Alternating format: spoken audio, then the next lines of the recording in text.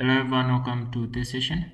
Chapter is coordination in plants. So far in our previous video, we saw the introduction to this part. We discussed the simple introduction to coordination in plants, how coordination, how it take place in these plants. So today let's move on to the other part whereby we discuss about the tropism. So tropism, this is kind of a mechanism that occurs in plants that enables them to respond to various environmental changes or various stimuli around the environment. We discussed the simple introduction of how these plants they respond to various stimuli in the environment. So today let's move on to this tropism. Uh, we'll start with the simple introduction to this tropism. So the tropical responses in plants, we'll see the meaning of this tropism. Now we know that plants they receive and respond to a variety of stimuli that are important to their survival in the environment. We said that before. Now these responses they just allow the plants to survive, grow, and develop and reproduce. So these responses are just very crucial for the plants to survive.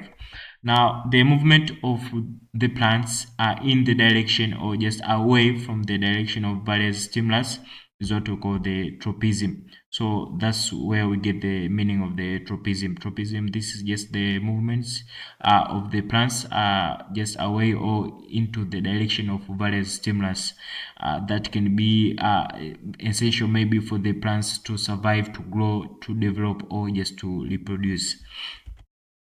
Uh, tropism Tropisms are just growth responses of these plants that result in curvatures of the plant organs towards or just away from certain stimuli.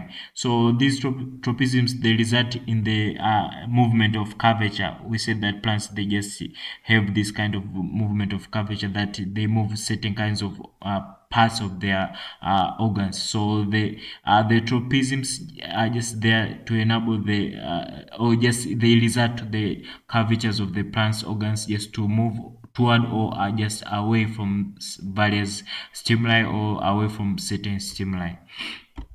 Tropisms can be positive, in which case the plant will bend towards the stimulus, or negative, in which the case the plant will bend away from the stimulus. So thus, tropisms can be tropisms can either be positive, that is toward the stimulus, and negative tropism that is away from the stimulus. The other movements shown by the plants are associated with the growth of the plants. So those are kinds of the other movements that can be seen to these plants. Now, for example, such kind as the root systems, they move yes towards the sunlight, and the root systems also, they shoot face the shoot systems, they move towards the sunlight, and the root systems they move towards the earth. So they just move in response to various stimuli. For example, they move accordance to the sunlight, while the roots they move towards the earth response to the gravity, or just to fetch water. Third, the plants also respond to their environment. So that's how also the plants can also respond. They can respond to their environment.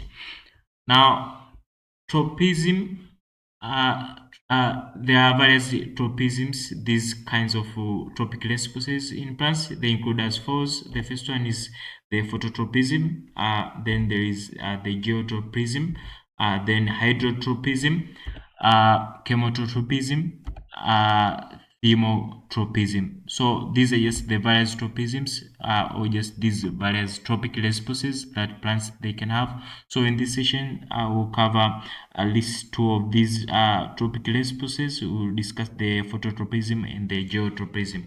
Then the others will cover them in next session. So let's start with the phototropism. Phototropism, this is the tendency for a plant organs to bend in response to directional light source. So this is the tropical response to light. So it's just the tendency for a plant organs or plants pass just to bend in response to directional light source.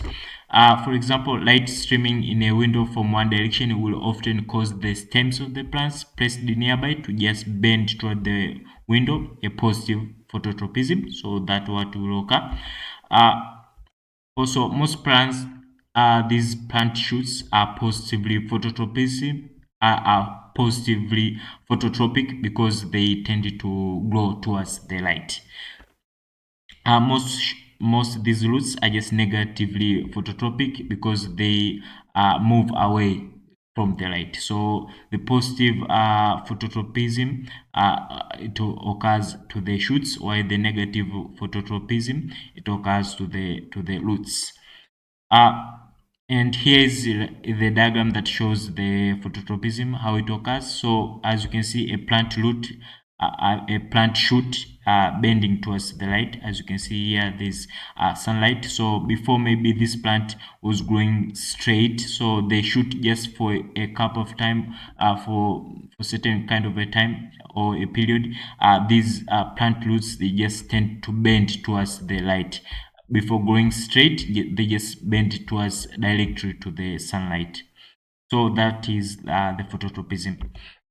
Moving on, let's see the importance of the phototropism. Basically, the phototropism is important to plants because of it enables the plant leaves just to be placed under direct sunlight, just to be able to absorb the maximum light so as to carry out the photosynthesis effectively. So the phototropism is very crucial for the plant leaves just to be directly in contact or just to be directly placed to the sunlight so that they can absorb the maximum light for the photosynthesis to take place, or just this photosynthesis process to take place effectively. So that's the crucial importance of the phototropism. Moving on, let's see the geotropism. Geotropism, this is the movement of a part of a plant towards the gravity. So this is the response of a plant, a tropic response of a plant towards the gravity. In most plants, roots they go downward with the gravity, while shoots they go upward against the gravity. But within hours, the shoot of a plant placed on its side will usually bend upward, and the roots will bend downwards as the plant regulates itself, or just it rearranges itself in accordance to its direction of growth in response to gravity. So geotropism is the response that can be seen in plant roots and plant shoots, as the roots they go downward with the gravity, while the shoots they go upward against the gravity. Most plant roots they go towards gravity, and they are said to be positively geotropic. Most shoots they go just away from the gravity, and they are then said to be negatively geotropic.